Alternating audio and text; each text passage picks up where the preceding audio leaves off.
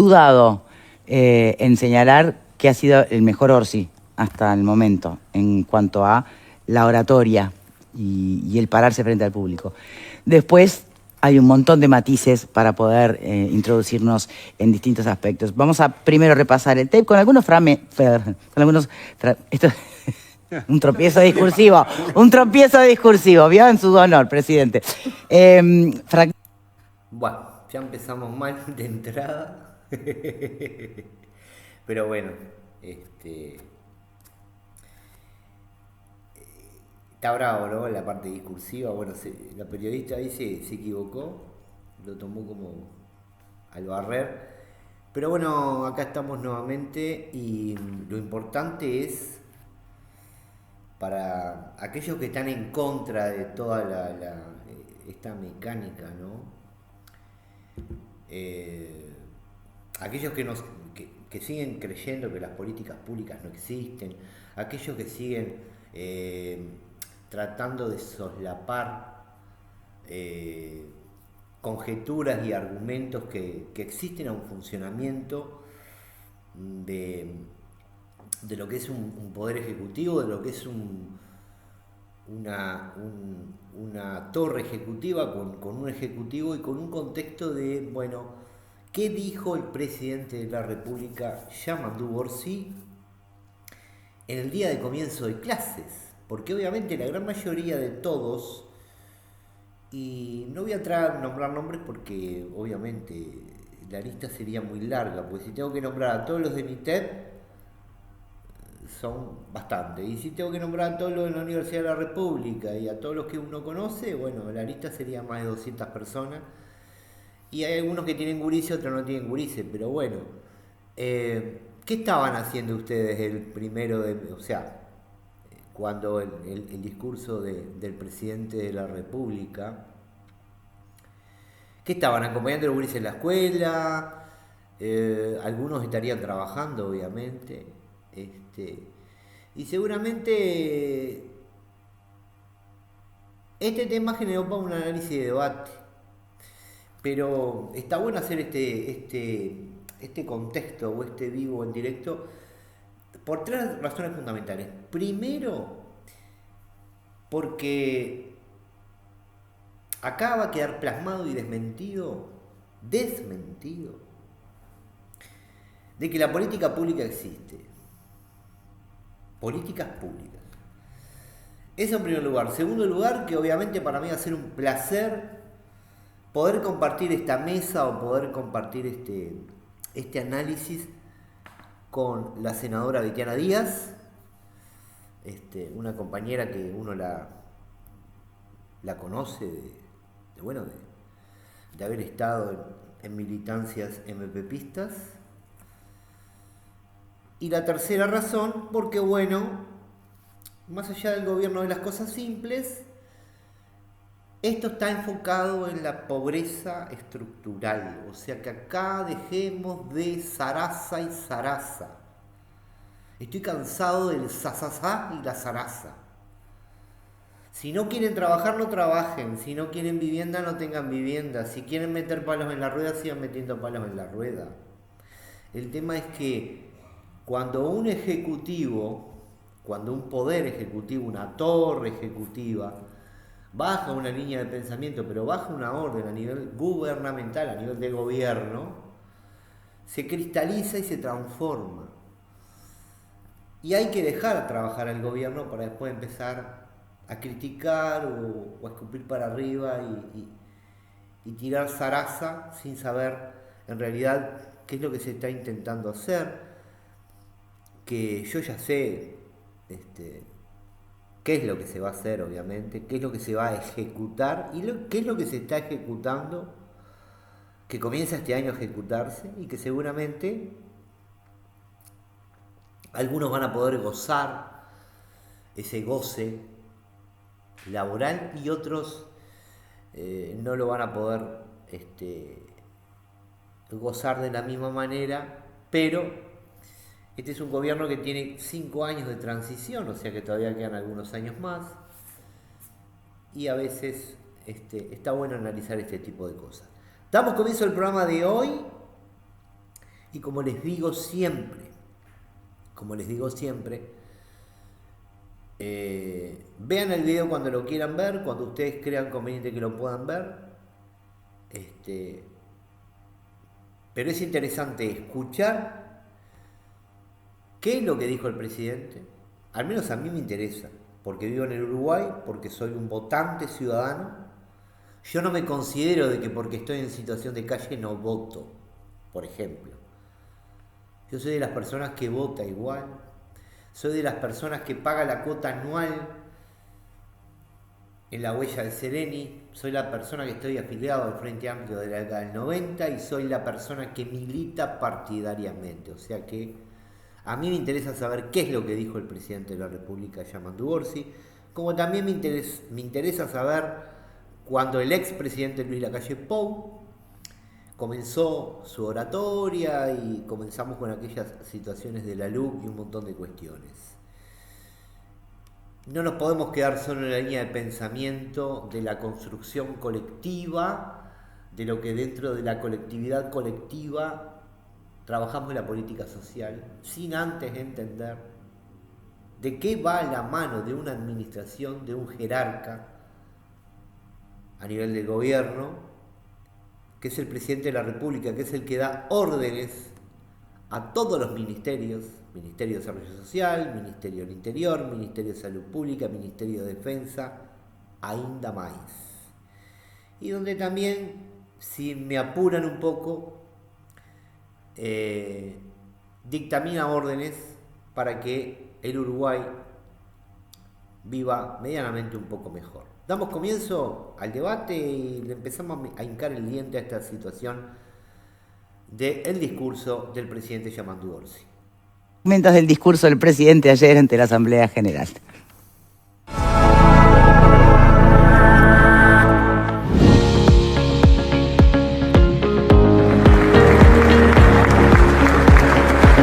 Con acierto, con errores. Empezamos por ordenar para poder transformar. Este es mi plan. Más del 80% de compromisos asumidos. Están en marcha. Esto es un punto de apoyo. Porque ahora empieza otra etapa. La de consolidar, la de profundizar, la de transformar lo que ya está en camino. Este año iniciaremos la construcción de 2 cárceles de máxima seguridad con estrictos controles y tecnología de punta para personas imputadas o condenadas por delitos que representan un alto riesgo para la seguridad pública. Tomé la decisión de enviar al Parlamento para su consideración en las próximas semanas de un proyecto de ley para la creación del Ministerio de Justicia y Derechos Humanos. Estamos en la recta final del diálogo social más amplio que ha tenido el país en años.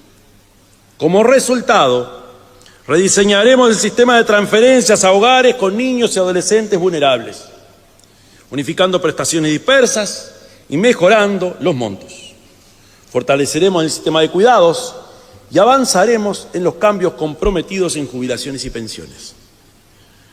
Jubilación a los 60 años para los más vulnerables, piso de protección ampliado y mejoras en el pilar de ahorro individual. Bueno, vamos a arrancar con el principio. ¿Qué es lo que dijo el presidente? Bueno,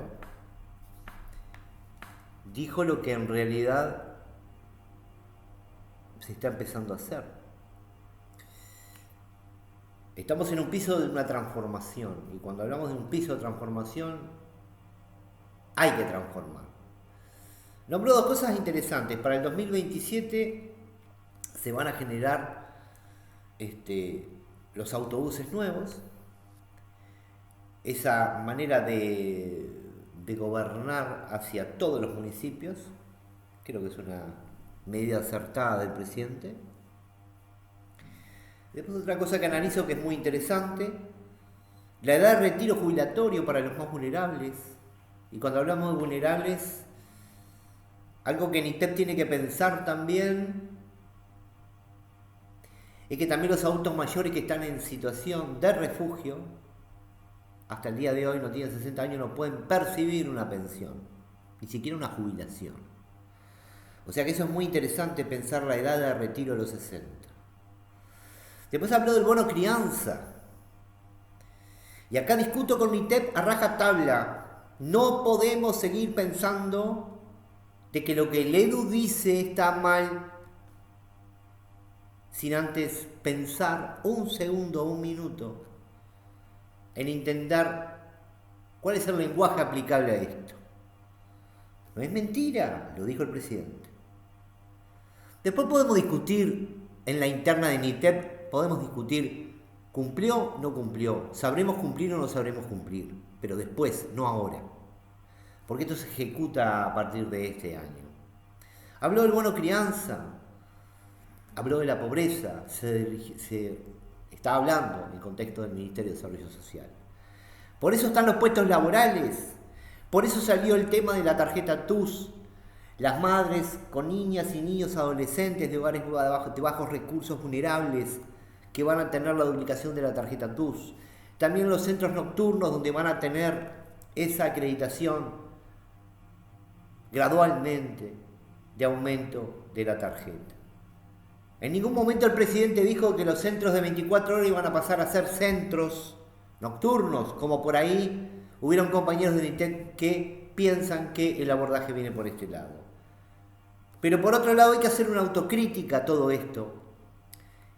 Y me voy a parar y a centrar en algo fundamental. ¿Se abrió el marco de trabajo? Sí, se abrió el marco de trabajo. Hay compañeras y compañeros de NITEP, del colectivo, de la Organización de Personas en Situación de Calle, que este año van a poder trabajar en puertas abiertas. Yo como militante de base me siento muy contento con eso. Para mí es un logro.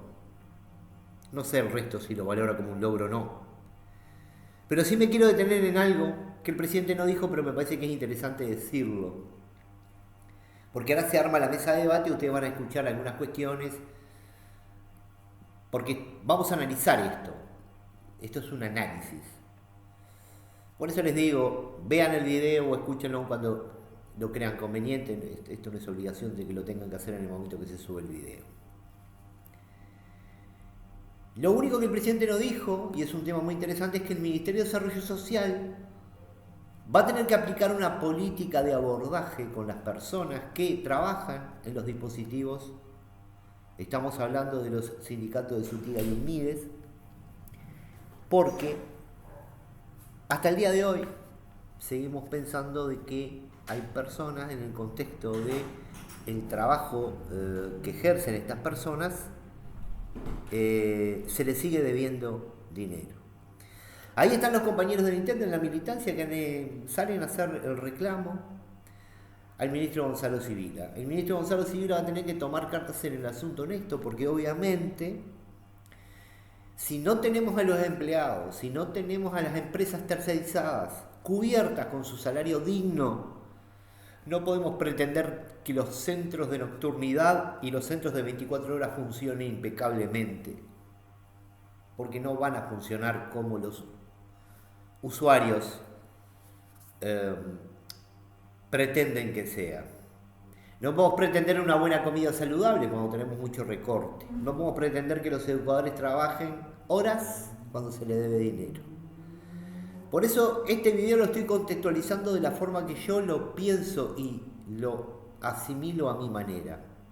Y creo que por esa línea creo que es correcto también decirlo, porque obviamente un presidente de la República no lo va a decir, esto lo tiene que decir el ministro de Desarrollo Social.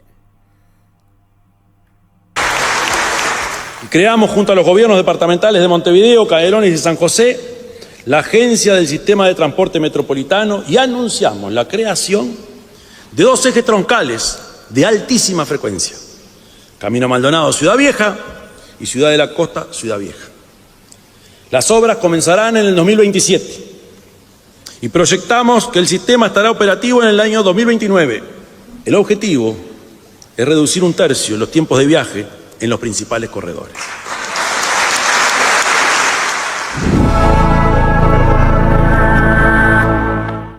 Bueno, muy bien. Vamos a tener 2 invitados en el análisis de esta temática. Empezamos con la senadora del Frente Amplio, Betiana Díaz. Muchísimas gracias por estar aquí con nosotros. Bueno, muchas gracias por la invitación. Es un gusto estar acá. Bueno, arrancamos muy formales, ¿no? Sí. Danos 5 minutos. Danos 5. Se los doy. Es más, arranque la vuelta de panel si quieren para que Beitena vaya agarrando temperatura.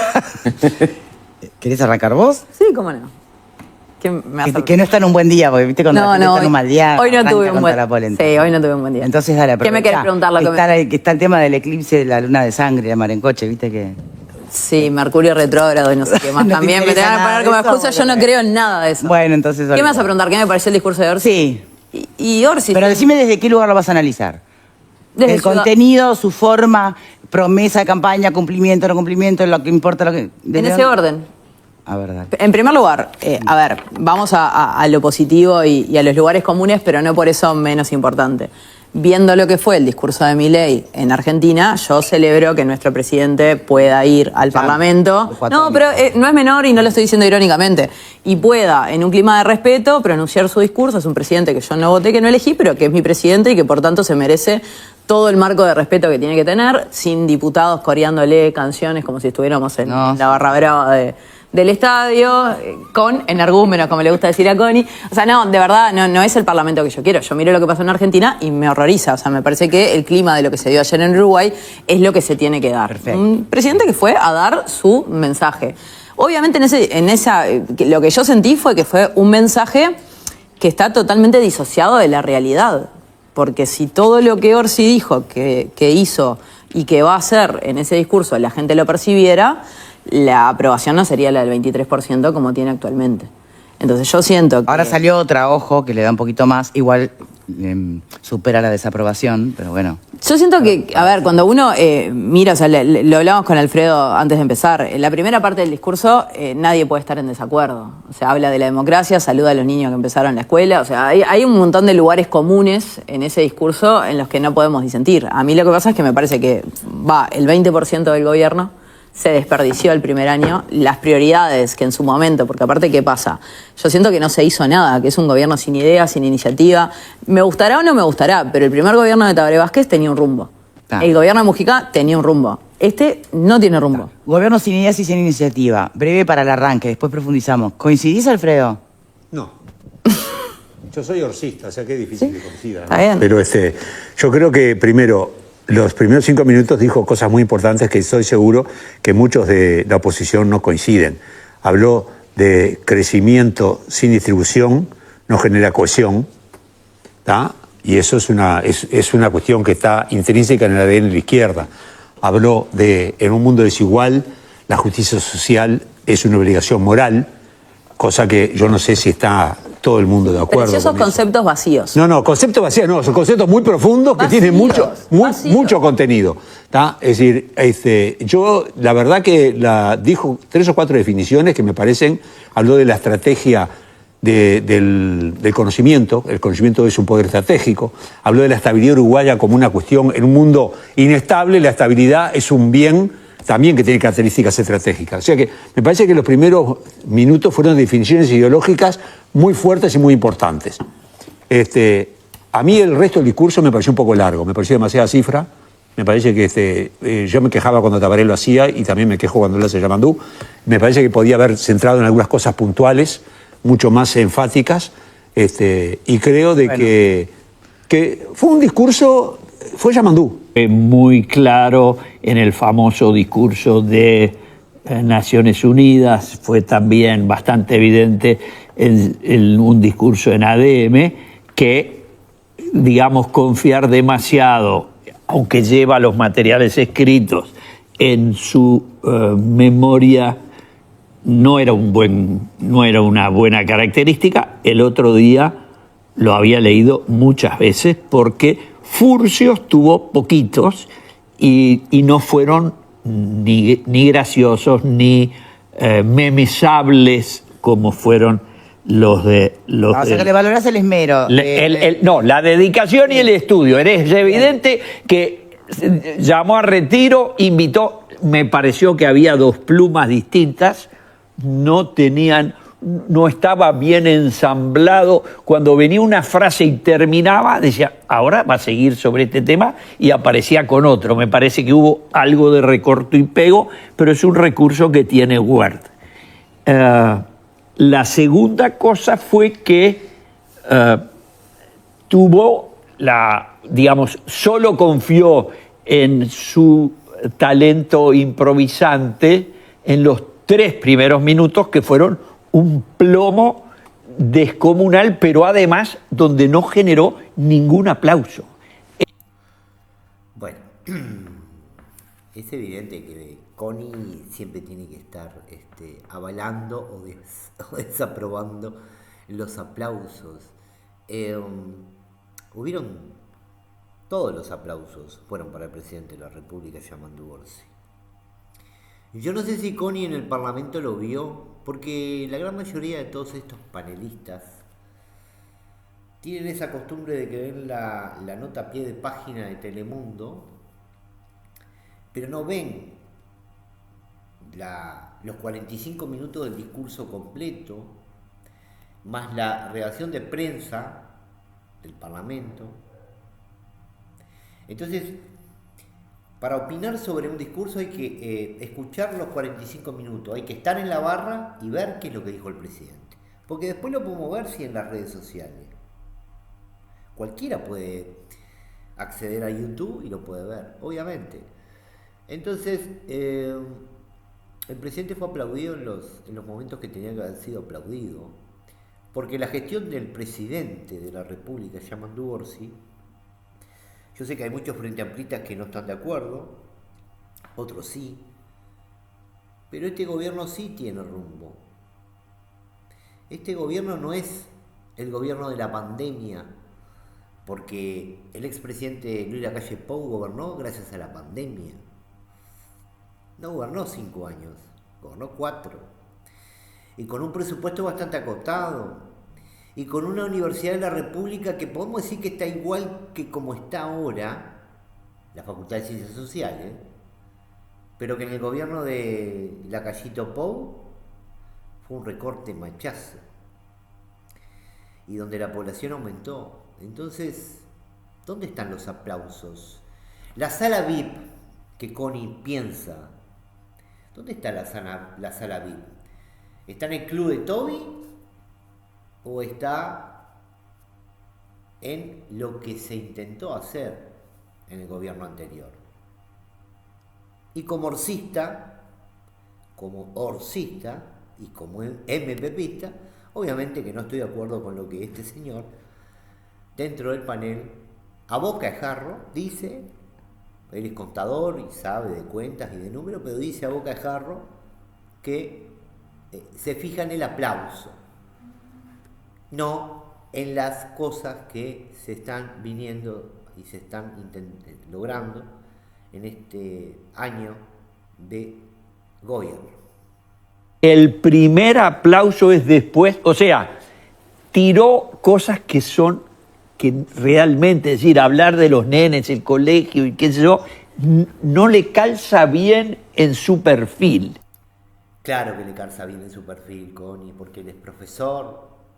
Aparte fue intendente de Canelones. Aparte de ser profesor, lo hizo en fecha donde seguramente vos no tenés nieta ni nieto, ¿no lo llevaste a la escuela?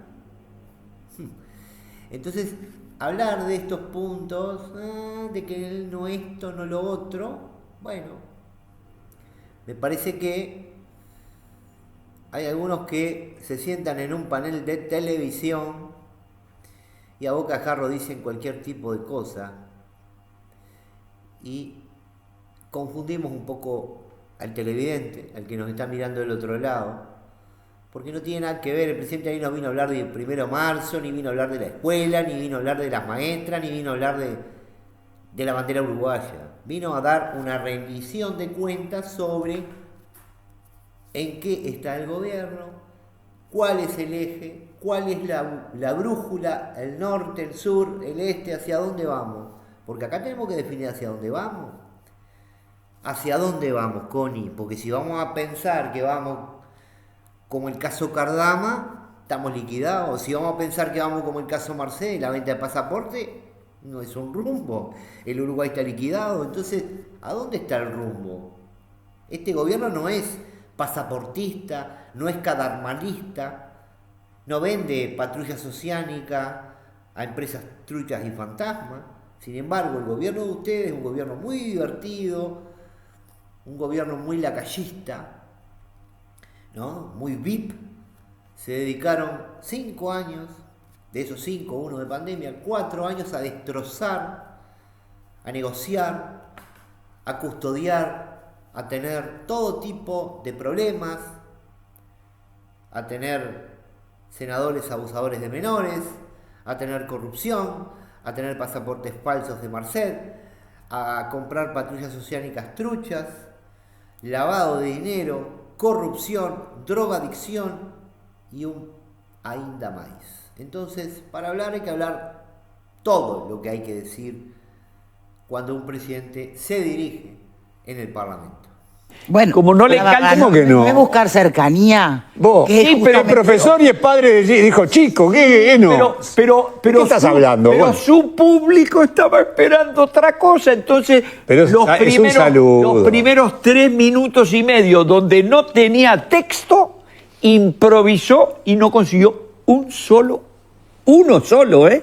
El primer aplauso fue cuando ya elogió a los que estaban sentados allí, que eran los legisladores Ta. que habían aprobado Y después el el presupuesto. Déjame ver una cosa. de los médicos cubanos. Senadora, No, no, aplaudió. eso Pará, fuera pará, de pará. los médicos cubanos Lo de los después, médicos sí. cubanos Pues vamos es para fuera ahí. de concurso. Quiero saber, la senadora, ¿aplaudió en el primer minuto? Aplaudimos todas las veces que Está, hubo viste, ahí tenés. aplauso. Un Pero aplauso. no, Un no aplauso. aplaudiste nada, Betiana, no lo que aplaudiste. dice, Tomá ponelo de estoy- vuelta. Vos sos un atrevido, ¿cómo vas a decir que una senadora ¿Cómo se nota que estás en el canal de la televisión, el canal 12? ¿Cómo se nota? Y decir que la compañera Betiana Díaz es una señora que tiene un estirpe y un valor y unos ovarios y contesta con altura. Pero es una falta de respeto lo que este tipo dice, diciéndole a la senadora Betiana Díaz que ella no aplaudió. ¿Con qué tupé meterse en estos debates y estas cuestiones? Pero claro, tenemos una senadora que tiene unos ovarios inmesurables. Yo lo escuché. Estoy muy cerca y te escucho bien. Lo que, Estudio grande, pero no tanto. No, yo soy una persona que habla fuerte también, lo entiendo, pero a veces uno le gana la pasión. No, lo que a mí me parece importante es esto que decía Connie, que tiene que ver con si es su perfil o no. Yo creo que ese es el perfil de Orsi. O sea, si hay algo que es el perfil de Orsi, es en el día más importante del año para la mayoría de las familias uruguayas, que es el comienzo de las clases, porque, a ver, ayer, durante todo el día, para todos los uruguayos y las uruguayas, lo más importante era acompañar a sus gurises a arrancar las clases, a los de la familia, al sobrino, al hijo. Y creo que eso de un presidente que es docente de secundaria me parece que sí tiene mucho que ver con su perfil. Lo otro tiene, a ver, como cierta suspicacia en el sentido de cuándo empezar a aplaudir o no. Bueno, se empiezan a aplaudir a partir de que nombra logros. Y eso fue aplaudido también por unanimidad, porque la aprobación del presupuesto nacional fue un logro que se construyó entre todos los partidos con representación parlamentaria. Y yo creo que eso habló mucho de la madurez republicana del Parlamento. Donde cuando uno, claro, entra a Twitter es todo un zafarrancho, pero en realidad cuando hay que construir acuerdos para ponerle financiamiento a las políticas que le cambian la vida a la gente, que la gente está esperando, bueno, ahí nos arremangamos y nos ponemos a trabajar en acordar. Yo creo que el primer año fue un año crucial para el gobierno, por esto que planteaba Valentina. Yo creo que no se perdió. Creo que también es cierto que hay como esta idea de que no se hizo nada, y en el día de ayer, bueno, se enumeró una serie de acciones de gobierno, pero yo creo que la central sí fue la aprobación del presupuesto, porque el presupuesto define cuál es mi línea de política, ¿no? Y en ese sentido el Frente Amplio está en una situación en la que nunca había estado. El Frente Amplio ya fue gobierno, pero nunca fue gobierno sin mayorías en una Cámara. Relativizar la cantidad de votos que le falten no es correcto, porque te faltan votos para aprobar no solo el presupuesto nacional, el nombre de una escuela, ¿no? Es decir, podemos escalar la importancia de diferentes proyectos, te sigue faltando la mayoría. Y por otro lado, creo que también fue un año de tejer muchos acuerdos en términos de bueno, el presupuesto que recoge cuáles son las prioridades país y que yo creo que pone el centro donde todos lo pusimos en la campaña electoral, en atender los problemas de la primera infancia, en atender los problemas del empleo, en atender los problemas que tienen que ver con la sostenibilidad de las cuentas públicas. Todo eso estuvo arriba de la mesa durante todo el año y se empezó a implementar, sí, algunas medidas que tenían que ver con correcciones. Yo entiendo que a veces uno puede estar de acuerdo o no con algunas medidas que toma el gobierno. Me tocó ser oposición también. Lo que sí entiendo es este gobierno tiene la legitimidad para impulsar algunos cambios que hizo. Y también creo que Yamandú lo dice de una forma muy sensata. Yo no soy una persona que venga a hacer un gobierno refundacional. Bueno, el tema de la revolución de las cosas simples. Bueno, por eso ¿Fue lo que pasó ayer? Por eso hay algunas medidas que, por ejemplo, se continúan. El bono crianza es un ejemplo. Nadie vino a hacer borrón y cuenta nueva de una política de transferencias, como por ejemplo, también pasa con el plan CAIF, que es histórico, como pasó con el plan Ceibal, como pasa con un montón de políticas que han tenido continuidad a lo largo de la historia de Uruguay. Permitime un paréntesis, ¿qué Claro. querías agregar? No, quería decirle a Betiana que yo lo entiendo, pero también cuando vos en la campaña basaste tu campaña en decir que el país estaba en crisis, que estaba prendido fuego en el sentido de la urgencia, después que hables de continuidad, no suena muy lógico, no suena muy coherente, porque en realidad yo estoy de acuerdo. En algunas políticas. Bueno, hay otras en las que claramente se marcó un quiebre y es un, bueno... En realidad ese quiebre yo lo asigno más a un revisionismo. Sí, uno de los quiebres que hubo también, que no es tanto revisionismo. A ver, ¿qué es una refundación? Cuando hablamos de refundar es, bueno, algunas cuestiones vamos a continuar, obviamente. Esto acá es, lo que está bien va a estar bien y va a seguir en la línea de lo que está bien. Lo que está mal va a haber que corregirlo. Pero en tu gobierno, cuando el ministro Martín Lema recortó las políticas públicas, políticas sociales, Jóvenes en Red, mató las políticas de territorio, bueno, eso es una forma de no refundación. Y no es que nosotros como Frente Amplio venimos a hacer la campaña y que en la campaña decimos una cosa y después cuando estamos en el Parlamento jugamos en otra distribución. Porque acá lo que hay que entender es algo bien claro también. A la hora de jugar con la de la ley, sería bueno replantearnos y hacer como una refundación de un replanteamiento. Bueno, el ciudadano, el soberano fue el que se expresó en las urnas. Entonces es la primera vez, como dice la compañera Betiana Díaz, disculpa Betiana que te robe algunas palabras, pero es como decía la compañera Betiana Díaz, es la primera vez que el Frente Amplio gobierna sin mayoría parlamentaria. Entonces, cuando hay eso de que, bueno, el ciudadano fue el soberano fue el que decidió cómo se iban a distribuir las cámaras. Entonces ahí, cuando hay que asignar un presupuesto, por ejemplo, para población en personas en situación de calle, si no contás con los votos de tu partido, es muy difícil que NITED pueda seguir, como poner un ejemplo, ¿no? Que NITED pueda seguir luchando por los derechos de las reivindicaciones de la pobreza. Porque al no ser mayoría parlamentaria, al no contar con los votos, después se complica a la hora de tener que definir. Pongo la situación de calle por poner un ejemplo, que bastante castigada está la situación de calle. Bastante problemas hay con la situación de calle.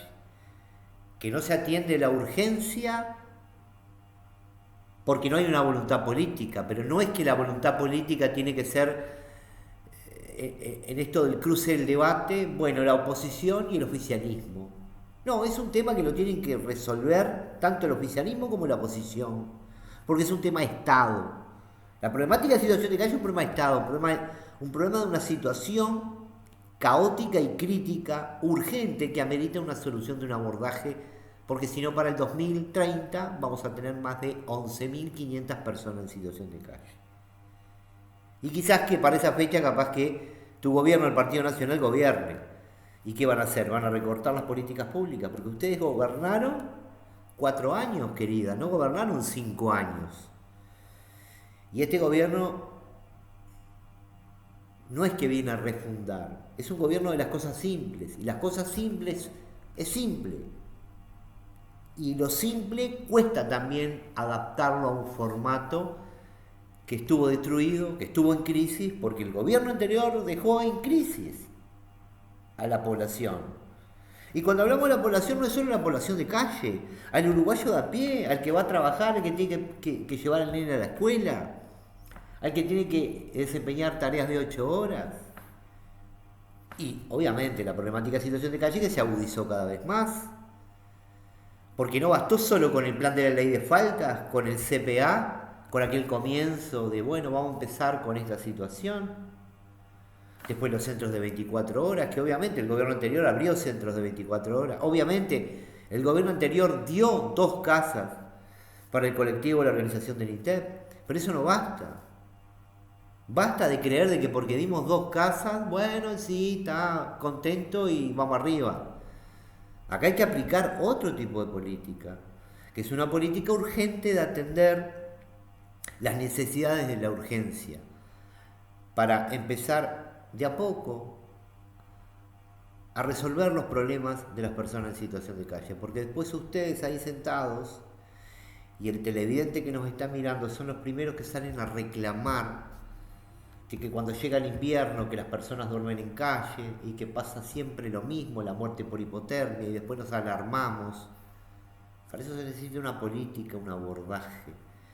Pero mientras sigamos en esta sintonía de que cuando la compañera Betiana Díaz habla o que cuando yo estoy hablando, siempre existe el cruce de debate, ese que a veces a algunos MPPistas no nos gusta.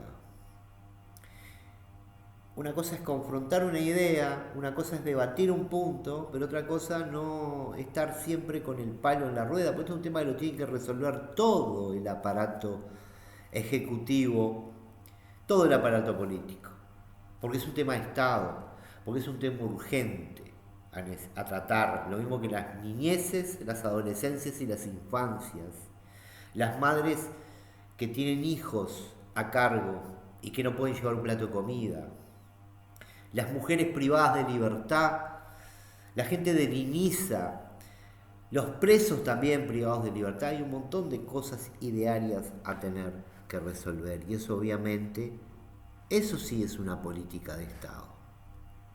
Con intenciones de dejar mal parado al gobierno anterior, que importa más que proponer cosas. Bueno, no, llamar a un congreso de la educación no tiene nada que ver con revisionismo, tiene que ver con corregir una práctica donde la última transformación educativa... Es volver a meter los sindicatos en la educación. La gobernanza. No, tiene volver que a meter los sindicatos en la educación, que cuando dijeron eso ya le aplaudieron todos. Los congresos de la educación, entre otras cosas, además de los sindicatos, involucran un montón de actores, incluso hasta los vecinos que quieran participar. Que me parece también que concebir que la educación tiene que ser discutida con amplios consensos en la sociedad es algo importante. Pero después también me parece importante esto que se señalaba, que es la distribución. Es decir, nosotros tenemos la intención de llegar al gobierno, eso fue lo que dijimos en la campaña, para cambiar la vida y transformar la vida de los trabajadores y de las trabajadoras, y eso en el primer año fue algo que se vio, fue algo que se reflejó en los datos, de aumento del salario real, en cómo se encaró la negociación colectiva para el mercado de trabajo, que en realidad hubo un ministerio de trabajo que lideró y que estuvo muchas veces tejiendo a favor de los trabajadores Esto también. último que acabas de decir, ¿se puede contradecir, Connie? Perdón, ¿estás atento que estás escribiendo? No, María porque Marta? estoy buscando la parte que empezó a hablar, Sino al propio Estado, a las familias, a los parlamentarios, a los espacios de contralor. Yo creo que este año tiene que, por lo menos, marcar esa senda de poner en discusión algunos acuerdos, y por eso también la creación o el intento de creación de este grupo multipartidario para discutir todos estos cargos que requieren mayorías especiales. Pero este año es un año que también va a ser bisagra de alguna manera, yo creo, por todo esto que tú planteabas, porque no está solo pendiente la creación de nueva institucionalidad, sino también algunas reestructuras que el Estado necesita. Para el tema, antes de irnos de cárceles, porque Sí. vos decís que sos cercana al tema, las 2 cárceles de máxima seguridad anunciadas. ¿Es un buen camino para vos? Bueno, nosotros porque uno tenemos- lo que escucha todo el tiempo es la cantidad de Tampoco está en el presos, presupuesto. el Nosotros- exceso de la prisionalización. De hecho, se hablaba de la desprisionalización en el programa. Nosotros tenemos, te cuento, para ejemplificarlo bien, claro.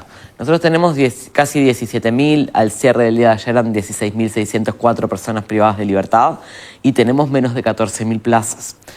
Para mí es una discusión que debería darse de forma mucho más integral. Sí, en el medio la gente tiene que poder estar en algún lugar, es decir, hay 3.000 personas en este sistema que no tienen dónde estar. La curva esa de saldos de más 1.000 por año no se acható.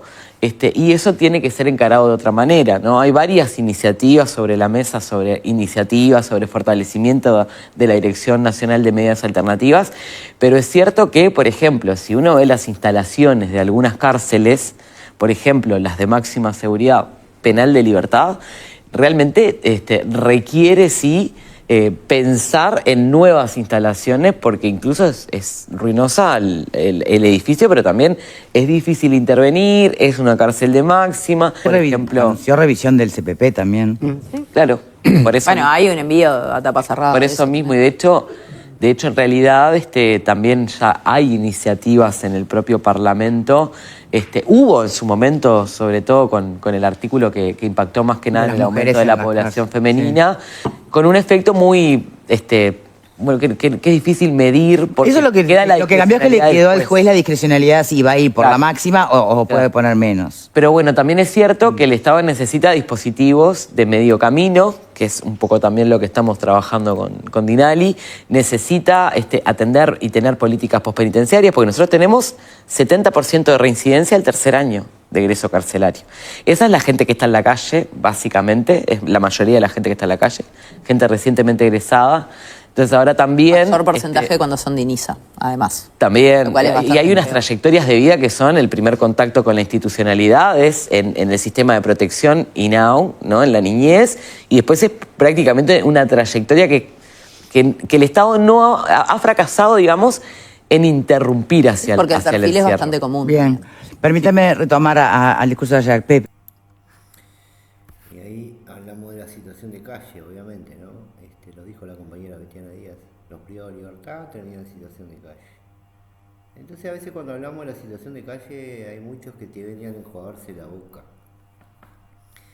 Enjuagarse la boca, pero bien enjuagada la boca, porque tampoco con el privado de libertad tampoco no se está haciendo absolutamente nada. Todo se concentra en la muerte en personas en situación de calle, todo se concentra en el reclamo de la persona en situación de calle. ¿Y qué entendemos por situación de calle? ¿Entendemos los privados de libertad o entendemos todo el contexto? Y no es una duda. Pero no porque lo dijo Betiana Díaz, lo pudo haber dicho cualquier otro legislador o senador. Es que es un tema que hay que tratarlo. Y esto no se resuelve con más cárcel, más prisión. Esto se resuelve con una política, un abordaje que obviamente la gente de la Dinali, con algún egreso de alguna casa comunitaria, algún lugar donde la persona pueda empezar a egresar con casas comunitarias y tratar de que la pena sea cumplida en un marco un poco más de rehabilitación, porque la palabra INR, Instituto Nacional de Rehabilitación, el Estado no está haciendo absolutamente nada al respecto. Bueno, por acá vamos cerrando, porque obviamente no vamos a contextualizar ni vamos a opinar acerca de los 45 minutos que habló el presidente de la República, Germán Borsi, acerca de las medidas, que son más de 44 medidas que se planificaron en el gobierno del Frente Amplio,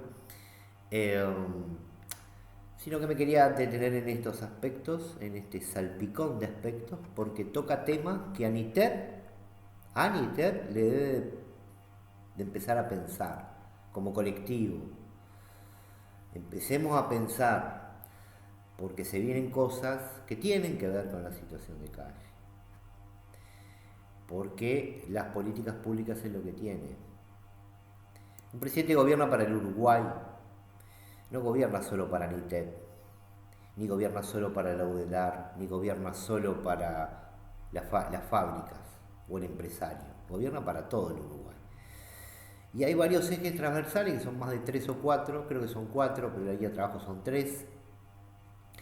Se comenzó con el aumento del salario, el mínimo imponible, para que las personas, los obreros empezaran a ganar un poco mejor. Ahora vamos a continuar con la lucha de la decisión de la igualdad y la pobreza, las infancias y las adolescencias, después seguramente seguiremos en el tercer eje de gobierno y así sucesivamente hasta finalizar el quinquenio. De mi parte, muchísimas gracias, ha sido todo y nos encontramos nuevamente en otra nueva edición cuando así el tiempo lo amerite. Muchísimas gracias.